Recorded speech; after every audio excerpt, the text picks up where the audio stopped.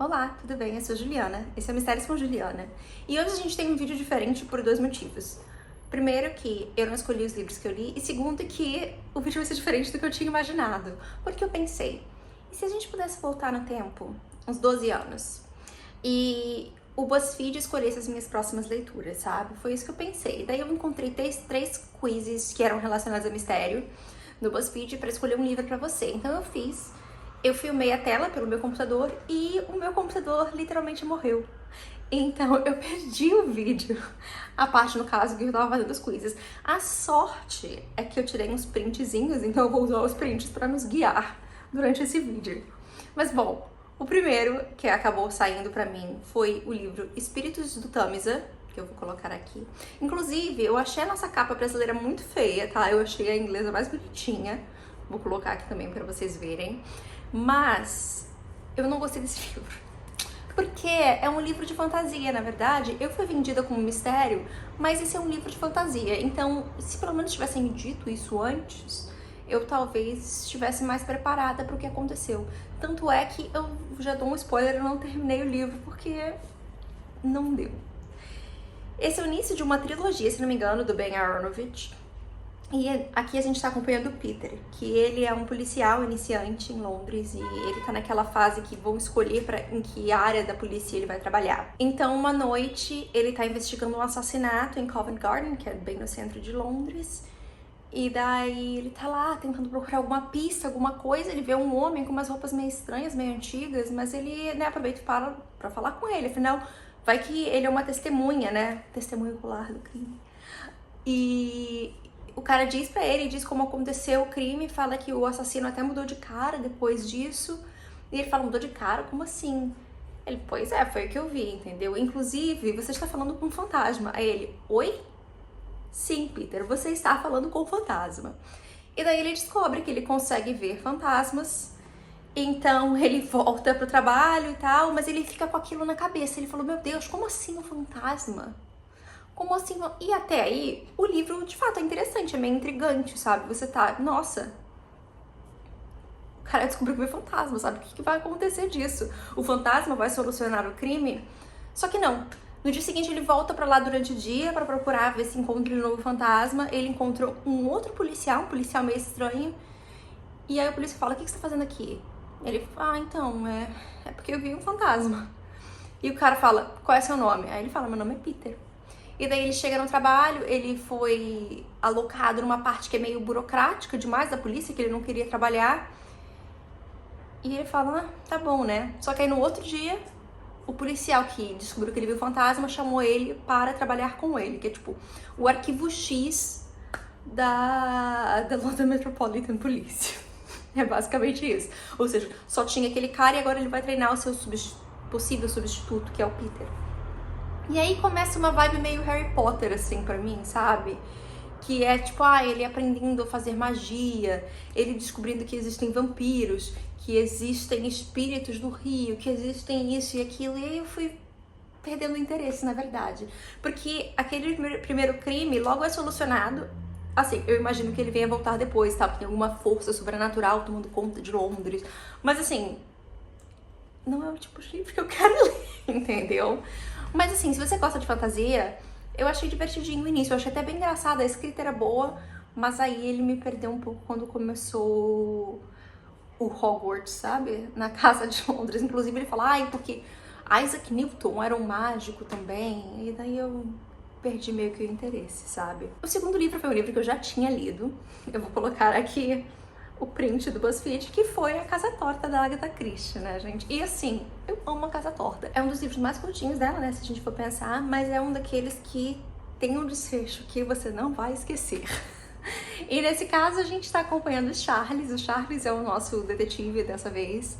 Ele tava, se não me engano, no Egito, e ele trabalhava com uma moça que era jovem, muito bonita, ele era apaixonado por ela, e no livro a gente começa com ele meio que pedindo, mas não pedindo ele em casamento, porque ele fala, agora eu sei que não é o momento pra gente, mas daqui a alguns anos depois da guerra, eu vou te pedir em casamento.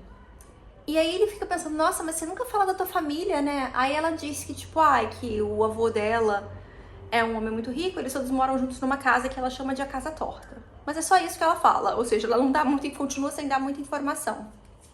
Só que aí a guerra acaba, o Charles volta pra Londres. A primeira coisa que ele faz, então, quando ele volta pra Londres após a guerra, é mandar uma carta pra Sofia. Mas, ao mesmo tempo, ele vê no jornal que o avô dela morreu. E o avô dela se chama Aristides Leônides, e ele era um homem grego que se mudou jovem pro Reino Unido, fez uma fortuna com restaurantes, é um homem muito rico, isso e aquilo, e ele morreu. E daí ele fala, bom, vou encontrar com a Sofia. Eles marcam um jantar, chegam lá, ela fala, oi, eu fugi da minha casa, na verdade, porque os policiais estão todos em volta da gente, porque a morte do meu avô foi suspeita. E aí ele fala assim, mas você é uma suspeita de fato? Aí ela, eu prefiro que você investigue da sua forma e você descubra ou não se eu sou suspeita.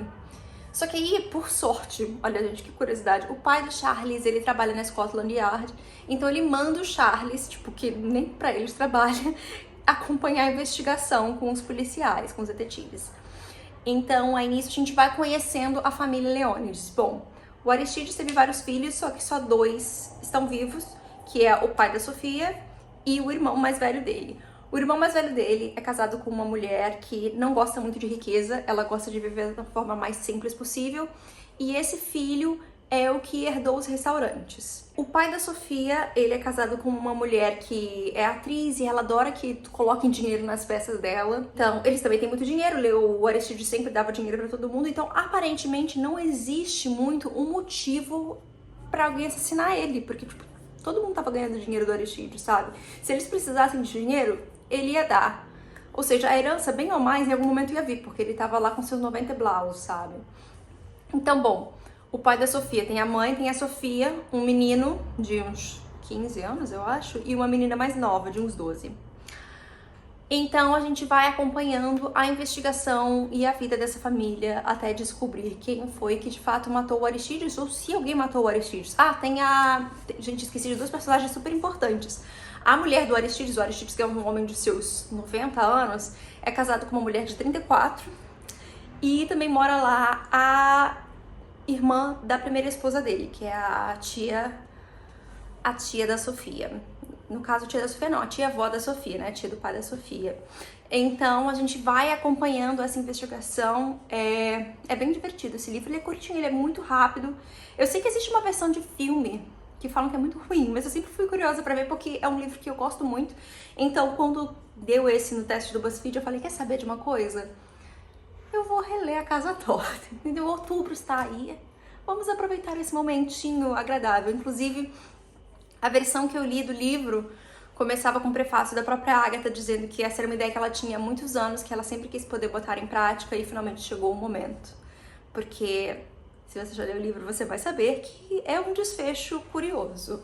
Então, é isso. E o último livro que eu li, recomendada pelo BuzzFeed, inclusive já posso dizer que não aceitarei mais recomendações de livro do BuzzFeed, porque a única coisa que eles me trouxeram de muito boa foi o livro que eu já tinha lido, mas foi O Casal que Mora ao Lado, da Shari LaPena, que é o primeiro livro que eu li dela, mas eu sei que ela é popular aqui no YouTube, com alguns booktubers, eu sei que uma galera gosta bastante dela. Eu não sei se é por ser um livro antigo, mas eu achei muito bobinho, assim, muito simples e muito... não sei. Eu acho que o problema da gente ler thriller hoje em dia é que, assim, a gente espera voltas e mais voltas e mais voltas e mais voltas na história e não tem como você não ficar decepcionado de alguma forma, sabe? Porque ou você vai falar, ai, eu vi isso acontecendo, ou você vai falar, ai, mas isso também. Não sei se vocês também têm esse sentimento que eu tenho quando eu leio alguns thrillers. Não são todos, mas... Bom, por exemplo, O Massacre da Família Hope, que é um desses que tem milhares de reviravoltas e eu gostei de todas. Eu achei ele muito bom até o fim, mesmo sendo de um autor que eu geralmente não suporto. Então, mas bom, O Casal que Mora ao Lado, da Shari LaPena, a gente tá acompanhando a Anne e o Marco, que são um casal. Olha, gente, eles são um casal. E a gente começa numa noite em que eles estão na casa do lado deles, dos vizinhos, que é um casal que eles são amigos, pra comemorar o aniversário do marido. E daí o que eles fizeram foi, eles deixaram a bebezinha deles de 6 meses dentro da casa deles e levaram um monitor de bebê, a babá eletrônica, né? Levaram a babá eletrônica pra festa. Então a cada meia hora eles alternavam quem ia checar a bebê e é isso, e qualquer coisa eles iam pra lá. Só que aí dá 1h da manhã, dá 1h30, eles vão pra casa, a porta tá aberta e a bebê não está no berço. Então a gente vai acompanhando a investigação da polícia e esses dois personagens, né? O que aconteceu com a Anne, com o Marco e por que quem deixa o bebê sozinho em casa, assim, né? E tudo mais. Eu não sei como falar muito desse livro sem falar de spoiler, porque eu acho que a primeira reviravolta desse livro, ela acontece relativamente cedo. A gente logo sabe quem foi que tirou o bebê da casa deles, né? Então eu achei meio bobinho, sabe? Eu achei personagens rasos, personagens que não existem muito. E aí quando aparece um vilão, você sabe que é um vilão, porque ela tá o tempo todo falando, essa pessoa não é muito legal, não. Então eu achei um livro meio raso, sabe? Eu não tinha muito o que achar interessante, além de a Anne é insuportável, o Marco é meio idiota, e a gente tá seguindo dois patetinhas, assim, andando, sabe? E o policial desconfiando de todo mundo, achando que em todo momento que eles tiveram algum acidente, sem querer a criança morreu e eles estavam tentando esconder isso. Eu não, sinceramente, só lendo esse livro, eu não tenho mais vontade de ler Shirley LaPena. A não ser que vocês me digam que tem algum livro dela que realmente vale a pena ler. Aí tudo bem, eu posso talvez reconsiderar isso. Mas eu achei assim, thriller doméstico não é muito a minha vibe. Mas eu fui dar uma chance, né? Falei, gente, vamos ver o que acontece. Mas eu achei meio meh, sabe? E aí tem um grande deus ex machina no final que aparece pra salvar o dia e ajudar. Achei meio sem graça, assim, pra ser bem sincera. Mas bom, eu queria saber de vocês, vocês já leram alguns desses livros? Vocês recomendam algum livro desses outros autores também, né? No caso mais da Shirley LaPena, porque o primeiro livro é de fantasia, eu não vou ler mais nada desse autor, então só se for dela. E da Agatha eu já li quase que tudo, então... Gente, por favor, deixem aí suas opiniões sobre Shirley LaPena, que eu fiquei curiosa agora de saber. Nem sei se eu tô falando o nome dela certo, gente, mas é isso. Então, até semana que vem e tchau.